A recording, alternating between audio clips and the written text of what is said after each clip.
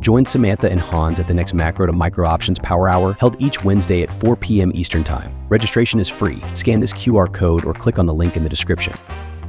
This is IGV, this is software. There are a lot of SaaS plays, and this has absolutely taken off hot fire flames. It used to be dominated by the Microsoft, the weighting in Microsoft. But since then, a lot of other plays have come up to really kind of take a strong lead. And IGV as a SaaS acceleration thesis, it has been working really well, and it's taken a lot of fuel or money rotation, since I focus on sector rotation, away from the semis. So a lot of folks are just going to say, oh, because we gapped up on the Trump win and it's just like hot fire flames, but it's also, they were already in play, because every week we've been talking about this, not just every day with clients and setting trades up, but we talked about DoQ coming out of this big base. This is on a weekly, by the way. This is my daily view, and a little bit over here on the hourly, just so if you're looking at this side by side, you don't get confused, folks. But we set this up. We set up Team. We set up PayPal. We set up Palantir. This has been an incredible move. And Twilio. Look at Twilio. I mean, this has gone gorgeous. So every week I've been dropping one, and last week it was Square. So these are all kind of part of the IGV explosion as well. So this was earnings on Friday. I said, believe it or not, I'm not worried about this one. And hot fire flames, it goes higher. But my point of bringing these up is that that's a sector that I saw in rotation, and not so much semis using SMH. It's been sitting here sideways. You can see the chop on a daily. It's a mess. So this is where I think we're going to now turn. I think the love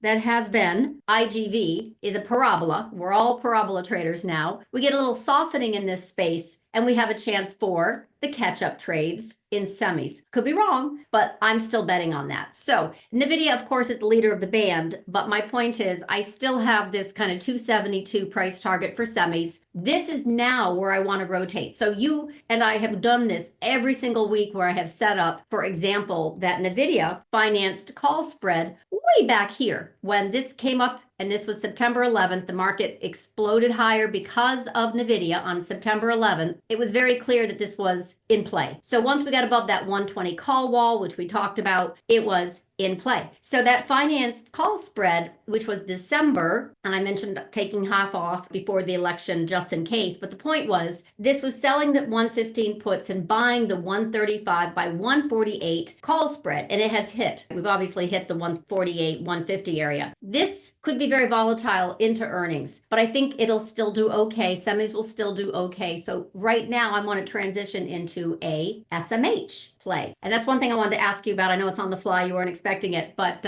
take a look at your metrics. What do you think of SMH into Nvidia earnings, but giving enough time in case there is a shake and bake? It's all about Nvidia. I mean, we've talked about how important it is, how it's bigger than all these G7 nation stock markets, how it's owned around the world, how it's a part of the big passive investing machine. It's just, there's a lot at stake there. And that whole space, it's interesting, your view on I appreciate your view on SMH, because the semiconductors, it almost feels like the last man standing. We've seen Micron's looking not great. I got out of position today, some short puts for gain. They expire this week, so I wasn't worried about them. AMD though, I was short some puts, and I got out of those for, I think, a small loss actually, because I just started to look a little so-so. And then I'm looking at some other ones that actually had nice pops, like Qualcomm. People jumped on the mobile AI bandwagon, but it sure didn't last long. So Qualcomm's turned back down as well. And of course, we've got the complete dumpster fires that we know about in SMCI and ASML practically. And so it almost feels like, I talked about it a month ago, I sort of said, well, it almost feels like it's a bifurcated market where the money is going to come out of the ones that just aren't in favor, and Nvidia is going to hoover in even more money. And maybe we're seeing that, but it's starting to make me just a little bit nervous. So I'd like to see that rotation that you're talking about.